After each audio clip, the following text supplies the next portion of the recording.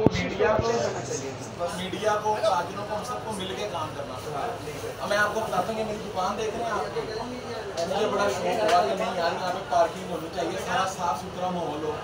15-20 हज़ार के गमले ला के ये मैंने बाउंड्री पे लगाई। हैदर भाई उसका खत्म करने का क्या नतीजा होगा मुझे? रोज रोड के जितनी मोटरसाइकिल जितने रक्शे मोटरसाइकिल यहाँ पे आके खड़े होने शुरू हो गए। ठीक है, वो हमारे लिए मसाइल कम होने की बजाय और ज़्यादा मसाइल बढ़ गए। रास्ता बंद हो गया। तो मैं आपके प्रोफेसर से ये गुजारिश करना चाह रहा हूँ कि ये जो सा मामला है ना, ये फड्डा और ये तजावजात वगैरह ये इस तरह से ख़त्म नहीं होंगे। कोई पुलिस वाला आया, कोई साहब आया, कोई अफसर आया, 1-2 दिन विजिट किया, मामला ठीक हो गया, उसके बाद फिर सारा वैसा सही है।